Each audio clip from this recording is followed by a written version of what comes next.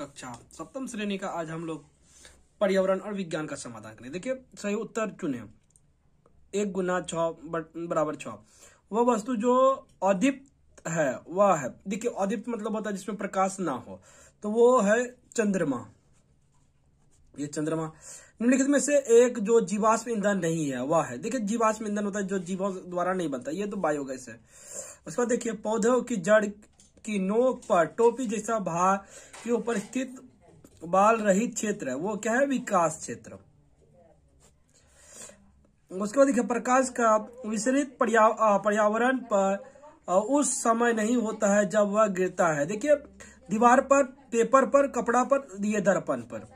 निम्नलिखित में से एक जो पर्यावरण के अनुकूल ऊर्जा स्रोत नहीं, पर्यावरण के अनुकूल ऊर्जा का स्रोत नहीं है, वो है जीवाश्म ईंधन।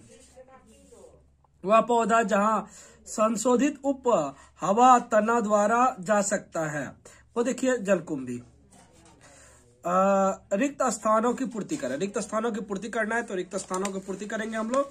सर्वप्रथम देखिए लिखा हुआ है लोहे में बिजली का डैश प्रभाव लागू होता है, देखिए डैश प्रभाव लागू होता है तो यहाँ पे थर्मल, यहाँ पे लिख दीजिएगा थर्मल। दूसरा में आम का पत्थर डैश को ढकता है, आम का पत्थर डैश को ढकता है तो ये बीज को ढकता है, तो लिख दीजिएगा बीज, इसमें बदरगी का जो बीज हो गया। उसका देखिए है कि कटहल डैश फल का उदाहरण है, तो यौगिक फल का, तो इसमें लिख दीजिएगा यौगिक। उसके बाद सही गलत है, देखिए किसी वस्तु को गर्म करने पर उसका तापमान निश्चित रूप से बदल जाएगा, ये गलत है। बेरी रोग विटामिन डी की कमी से होता है। ठोस सोडियम क्लोराइड में कोई अणु नहीं होता है, वो अणु होता है। बार चुंबक की जो तीम लंबाई उसकी चुंबकीय लंबाई से थोड़ा छोटा होता है। तने का वह भाग जहां शाखाएं निकलती है इंटरनोड कहलाता है, ये भी गलत है। उसके बाद इमली का पत्ता एक साधारण पत्ते का उदाहरण है, ये भी नहीं है। 1 या 2 वाक्य में उत्तर दीजिए। दिए गए समीकरण का संतुलन करें, इसको संतुलन करना है तो देखिए P4 यहाँ पे डैश है, तो यह देखिए 5 4 4 14, तो यहाँ पे 5 लिख देंगे तो हो जाएगा 5, ये हो गया। उसका देखिए मानव शरीर में आयोडीन के एक कार्य का उल्लेख कीजिए, ये आयोडीन का एक कार्य लिखना होगा। आयोडीन दिमाग विकास में सहायक होता है या मानव शरीर को घेंगा या गलगन रोग से बचाता है। उसके बाद देखिए क्वेश्चन है कि आम से निर्मित प्रसंस्करण खाद्य का एक उदाहरण है, देखिए आम चूर्ण या आम का अचार, कुछ भी लिख सकते हैं। उसके बाद देखिए है कि 1 या 2 वाक्य में उत्तर दें, तो यदि कॉपर क्लोराइड के जलीय विलय में जिंक का एक टुकड़ा मिला दिया जाए तो किस प्रकार की रासायनिक अभिक्रिया होगा? अभिक्रिया का समीकरण लिखे, तो अभिक्रिया का केवल समीकरण लिखना है, तो आप लोग केवल समीकरण लिख दें। देखिए मैंने समीकरण लिख दिया Zn प्लस CuSO4 प्रतिक्रिया ZnSO4 प्लस Cu, इतना ही लिखना है। ऐसा कौन से तरीका है जिसके द्वारा कोई फिल्टर मशीन के उपयोग के बिना घर पर शुद्ध पेयजल का उत्पादन कर सकते हैं? पानी को बहुत जल्दी पेयजल युक्त बनाने के लिए हैलोजन का गोली से पानी शुद्ध किया जा सकता है। उसके बाद देखिए है कि इस बात का एक क्या प्रमाण है कि पृथ्वी चुंबक की तरह व्यवहार करती है, तो इसके बारे में देखिए लिखना है, मैंने लिख दिया है, इसी प्रकार आप लोग भी लिख दीजिएगा।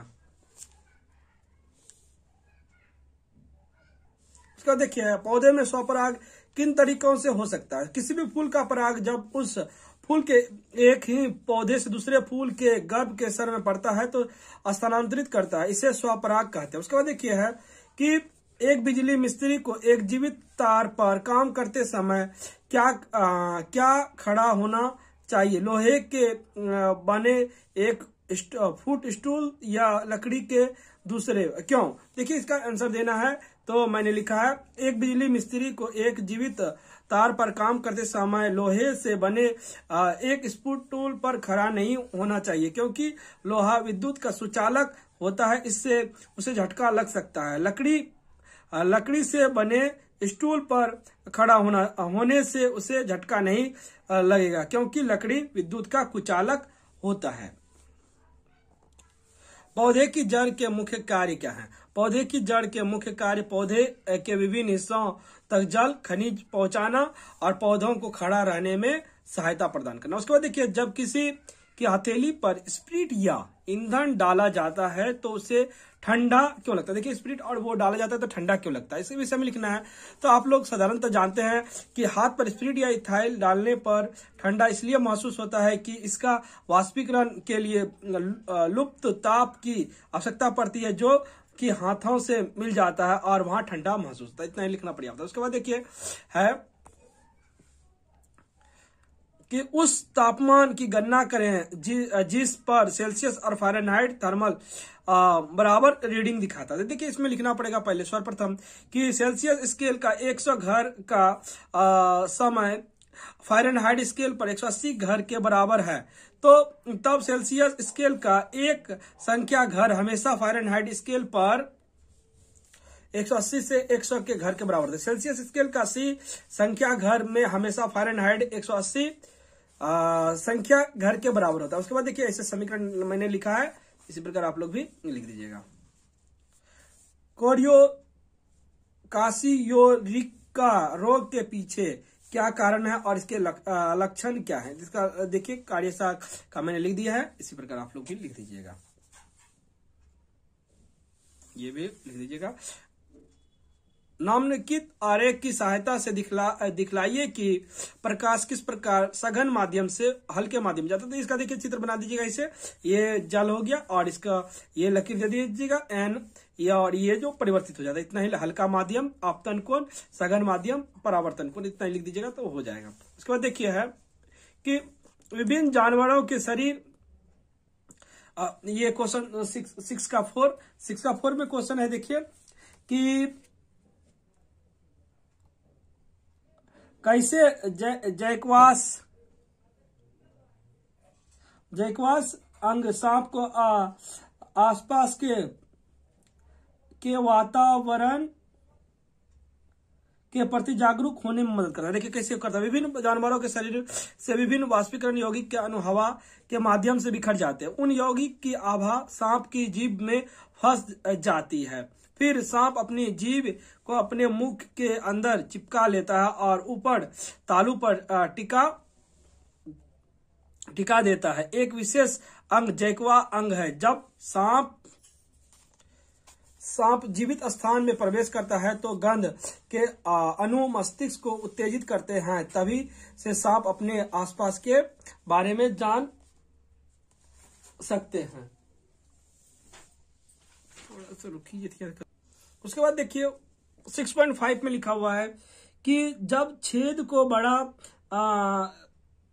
किया जाता है तो पिन होल में कैमरे में बनने वाली छवि का हिसाब बदल जाता है। समझाइए, समझाना है तो देखिए आप लोग इस प्रकार लिख दीजिएगा। मैंने जैसे लिखा है कि अगर नीडल होल कैमरे में होल बड़ा किया जाए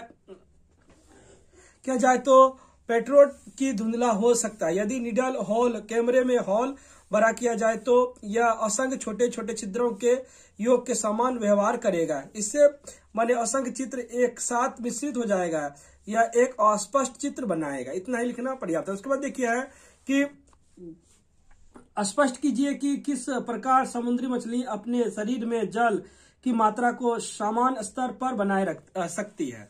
तो इसके देखिए समुद्री मछलियां इस प्रक्रिया का पालन करके अपने शरीर में पानी की मात्रा को समान रखती है।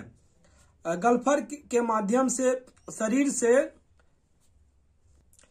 अतिरिक्त आयनों को मुक्त कर देती है। इतना ही लिखना पर्याप्त है। देखिए और भी लिखना चाहे तो आप लोग लिख दीजिएगा, लेकिन इतना लिखने से हो जाएगा। इस प्रकार हम लोग का षष्ठम श्रेणी का EVS कंप्लीट हो गया।